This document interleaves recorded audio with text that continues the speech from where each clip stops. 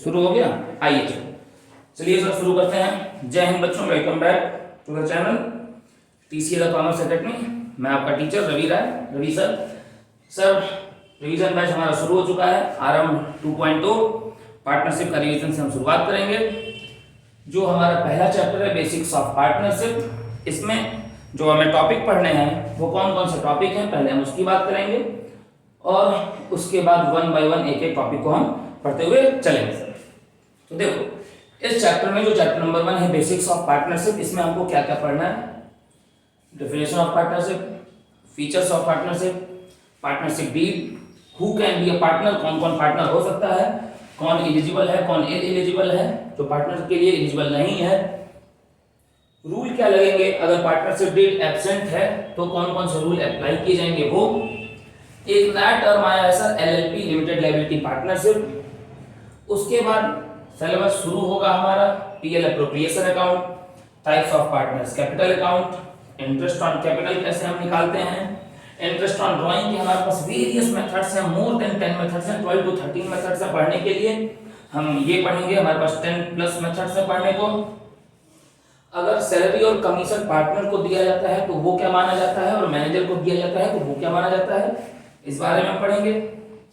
Interest on partners loan, सब ध्यान देना है कि ब्रैकेट में मैंने लिखा हुआ है गिवन। फिर एक बड़ी जरूरी चीज हम पढ़ेंगे एप्रोप्रिएशन वर्सेस चार्ज, जिसका डायरेक्ट रिलेशन होगा, ठीक है, हमारा salary and commission and partners and partner to and manager both के लिए, ठीक। पास्ट एडजस्टमेंट, सबसे ज्यादा कंफ्यूजन बच्चों को इस टॉपिक में होती है पास्ट एडजस्टमेंट में। इस साल के बोर्ड के सैंपल पेपर में जो क्वेश्चन है वो पास्ट एडजस्टमेंट से तो नहीं है मगर पीएल एप्रोप्रिएशन से है, ठीक है। और एक हम जरूरी टॉपिक है जिससे आमतौर पर क्वेश्चंस बनते हैं, वो है मिनिमम गारंटी। तो ये इस चैप्टर के पूरा कंटेंट है जो हमको इस चैप्टर में से पढ़ना है, और उसके बाद हम शुरू करने वाले हैं चैप्टर। तो इतना आप नोट करो, उसके बाद हम शुरू करेंगे chapter.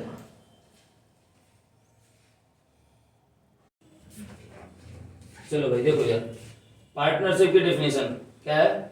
According to Indian partnership act 1932 section 4 सब section B, partnership is the relation between two or more persons who have agreed to share profit of the business carried on by all or any of them acting for all।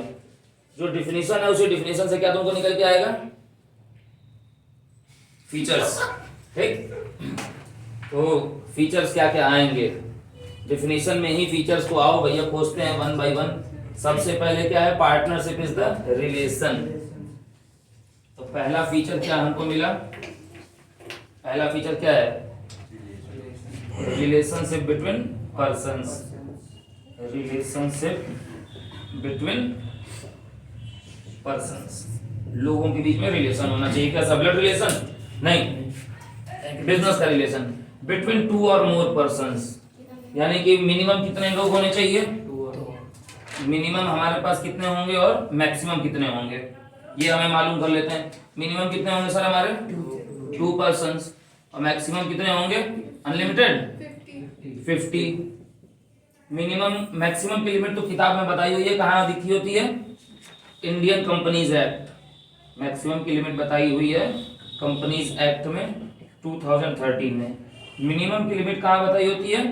Indian contract act में, ठीक, Indian contract act 1872। Who have agreed to share profit of the business, यानी कि इनके बीच में क्या होता है? Agreement होता है। थर्ड बात क्या निकल के आ रही है? इनके बीच में म्यूचुअल एग्रीमेंट होगा। हम आपस में अग्री होंगे तभी तो हम बिजनेस में पार्टनर बनेंगे।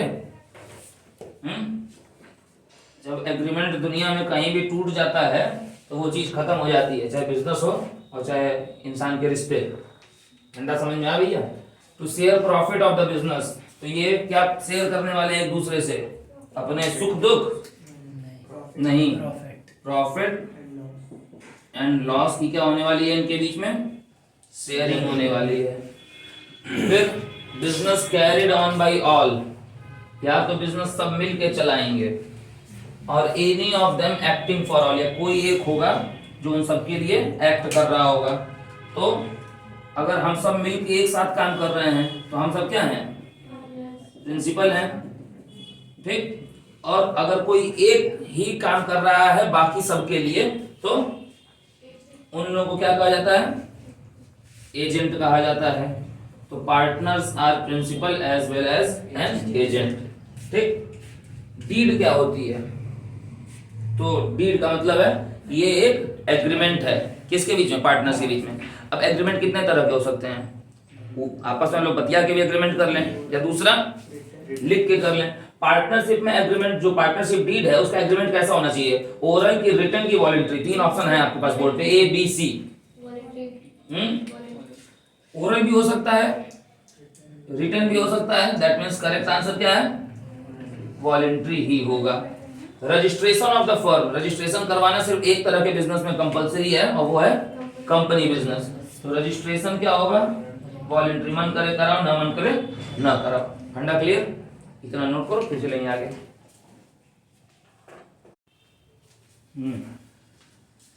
देखो भाई, पार्टनरशिप डीड क्या थी? एग्रीमेंट थी ना पार्टनर्स के बीच में। तो एग्रीमेंट जो होना चाहिए वो चाहे रिटन हो सकता है चाहे ओरल हो सकता है, दोनों है तो वॉलंटरी है। डीड में होता क्या क्या है? Name of the partner, name of the firm, address, तमाम सारे क्लॉजेस, जितने भी क्लॉजेस पे हम अग्री कर सकते हैं वो सब डीड में डाल दिए जाते हैं, जितने भी हो सकते हैं।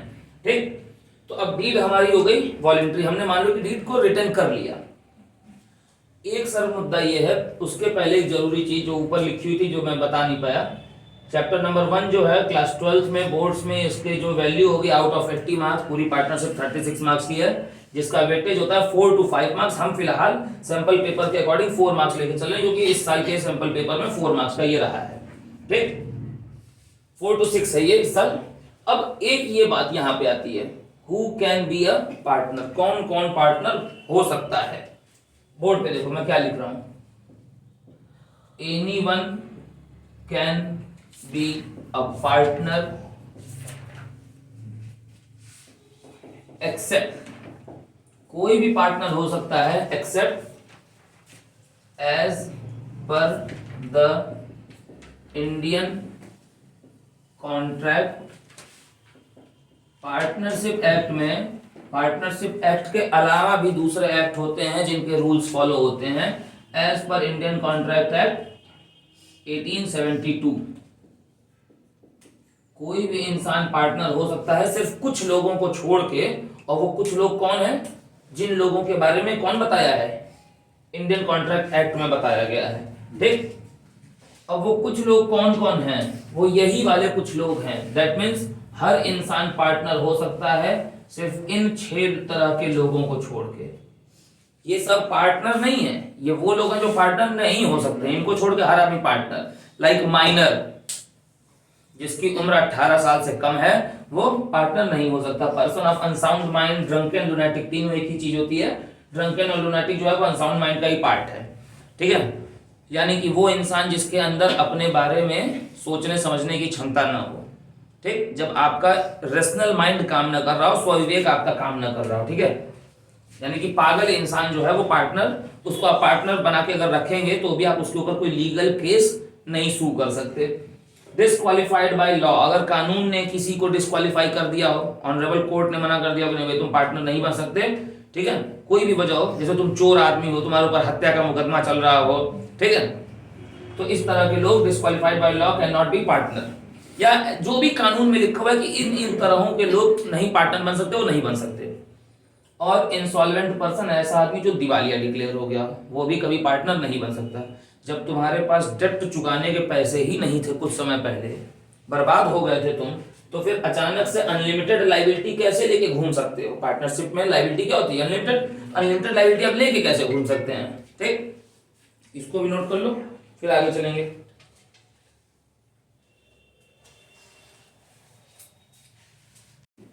एक और चीज, पार्टनरशिप डीड अगर नहीं है बिजनेस में, मतलब डीड हमने लिखी नहीं, या आपस में कुछ चीजों पे हम बात नहीं की, मान लो डीड लिखी मगर कुछ इंपॉर्टेंट चीजें भूल गए, in the absence of partnership deed, देखो यहाँ लिखा हुआ है, तब क्या क्या रूल लगेंगे इन फॉलोइंग चीजों के लिए। ये 6 पॉइंट्स हैं। ठीक, सबसे पहला पॉइंट क्या है? Profit sharing ratio. तो profit sharing ratio among the partners क्या होता है? इक्वल होता है। इंटरेस्ट ऑन कैपिटल दी जाएगी कि नहीं दी जाएगी? Not allowed. Interest on drawing फिर चार्ज किया जाएगा? मैं पैसा लगाया, मुझको मेरे पैसे पे इंटरेस्ट नहीं दो, और मैं थोड़ा सा विड्रॉ क्या कर लूंगा, तुम निकाल लोगे, नॉट चार्ज्ड। फिर इंटरेस्ट ऑन लोन, ब्रैकेट में देखो मैं लिखा है interest on loan given to the firm. Partner जब लोन देता है फर्म को तो ये क्या होती है, फर्म के लिए लाइबिलिटी होती है। ठीक, ये फर्म के लिए लाइबिलिटी होती है, लाइबिलिटी टुवर्ड्स द फर्म, ये नोट कर लो। ठीक है, ये फर्म के लिए लाइबिलिटी होती है सर। तो इंटरेस्ट ऑन लोन जो है इसका क्या है, बच्चे बताते हैं 6%, 6% पर एनम लगेगा। सैलरी एंड कमीशन कुछ नहीं मिलेगा सर, नॉट अलाउड। और अगर मुझे किसी नए पार्टनर को एडमिट करना है और हम लोग पहले ही से 5 लोग हैं तो छठवें को एडमिट करने के लिए हम लोग 4 लोग तैयार हैं, एक पांचवा नहीं तैयार है, तो छठवां आएगा क्या, यानी कि इसमें क्या चाहिए, 100% कंसेंट चाहिए सबका। सब अगर नहीं तैयार है तो नहीं होगा। ठीक, इतनी चीज नोट कर लो। उसके बाद मैं तुमको बताता हूं, ये नोट हो गया इधर का, हाँ। इसके बाद मैं तुमको बता देता हूं एक और छोटी सी चीज, LLP।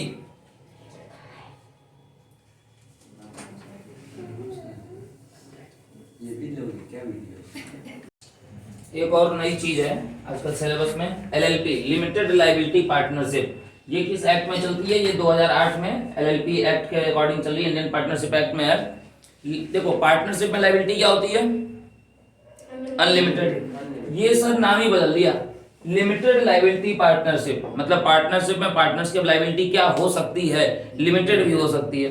अब अगर पार्टनरशिप में पार्टनर्स की लाइबिलिटी लिमिटेड होने लगेगी तो वो पार्टनरशिप रह जाएगा कि कंपनी हो जाएगी, कंपनी हो जाएगी।